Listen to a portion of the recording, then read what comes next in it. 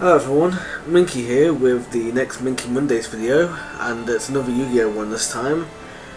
Today I figured I wanted to start doing some card openings and deck box openings, and I figured I'd start with this one, the Yu-Gi-Oh structure deck, Sacred Beasts. So I figured I'd start with that one today because I want to get into the habit of opening up card packs and such, and I started my deck profiles with the Sacred Beast, so I figured I might as well start this off with this as well. And now it does have a list on the back, which of all the cards, but I'll obviously show those off at the end.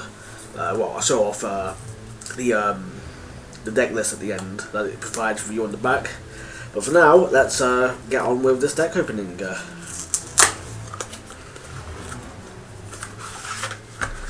So it does provide you with a deck with a jewel mat, which is very nice. Let me show that off.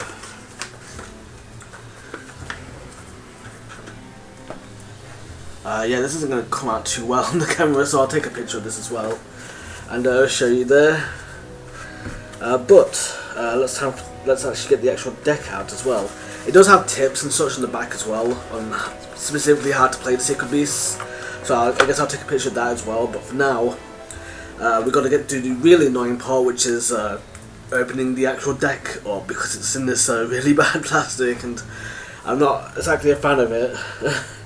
Of the plastic. It's probably the worst bit about it. Well, it's the second worst bit about it. The first worst bit is the fact that you can't really take care of the box itself when you open it. So I'm always a bit iffy with trying to take care of them, because I like to keep the boxes because they're really nice.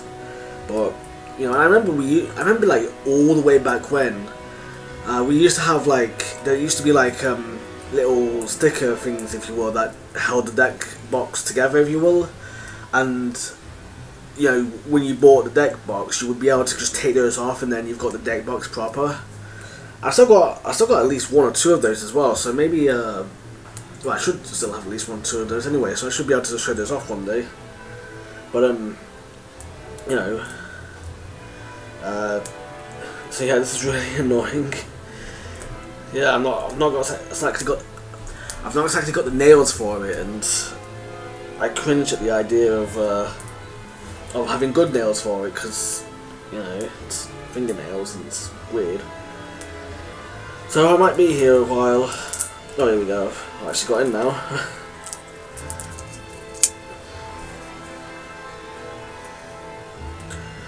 I say that, but you know, it's really tight sometimes. So you get it at the wrong angle, and you have to try and start digging in somewhere else or something. It's tedious, you know, and then you got to deal with the fact there's static electricity in it as well, because it's, you know, it's a really weird plastic. But here we go. I think I've got it in now. So yeah, there we go.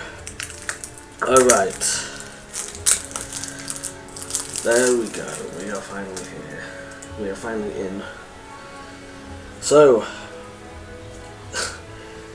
okay, so here we go. So let's get a light, shall we? Alright, first of all we have Raphael Lord of Phantasm's Shimmering Scraper. And what's weird about it is that the next 3 cards are the 3 Sacred Beasts themselves. But unfortunately we do have Armor Tile though, the Chaos Phantom, so that's really cool. So that's another Armor Tile for my Armor Tile decks.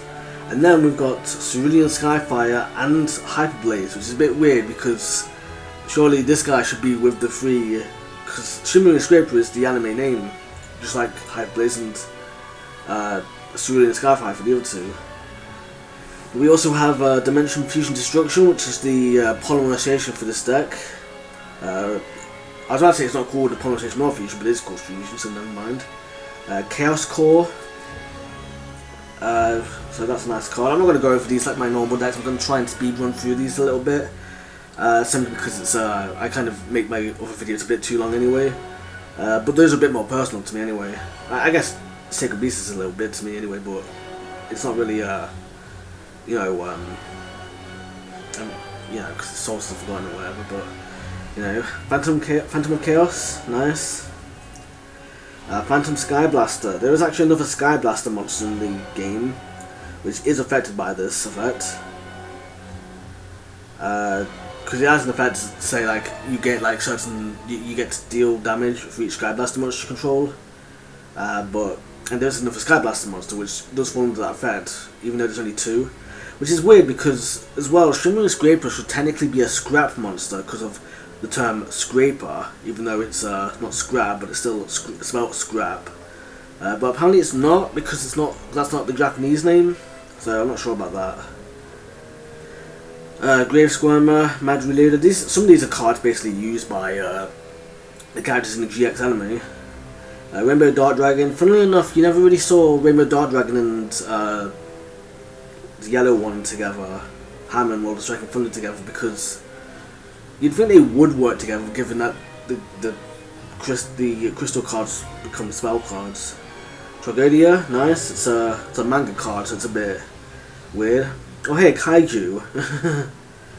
That's something, I guess. Chaos Hunter, nice. 2500 attack and 600 defense. That's pretty cool. Because it's like Subsec Alligator, which is a pretty cool. I think that's a pretty cool card because it's like a slightly better Summon Skull without the fusions. Puppet Master, Stygian Street Patrol, which is a 5D's card kinda.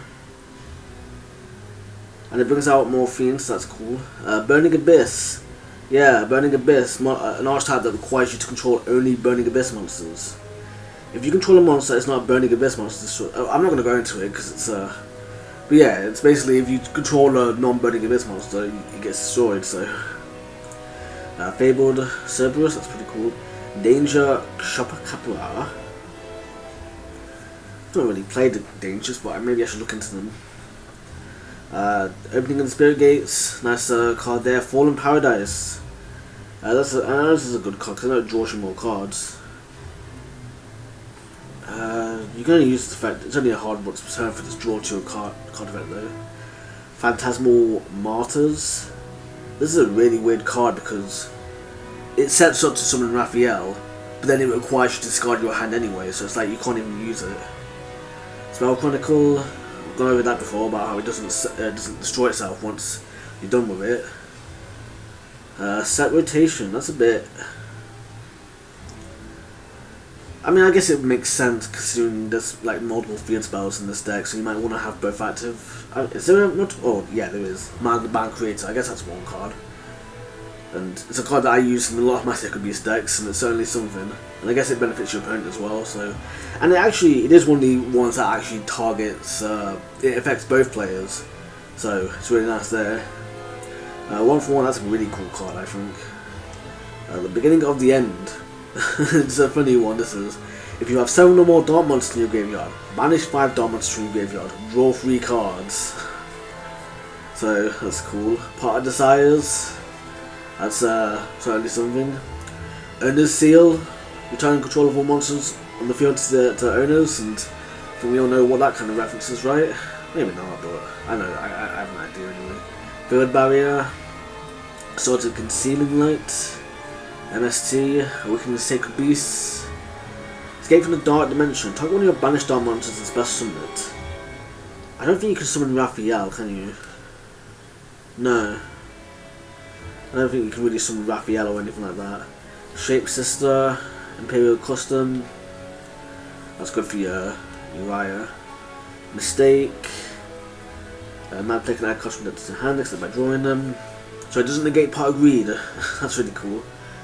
Dark Factory of More Production, that's a nice card. Phantasm Emperor Trilogy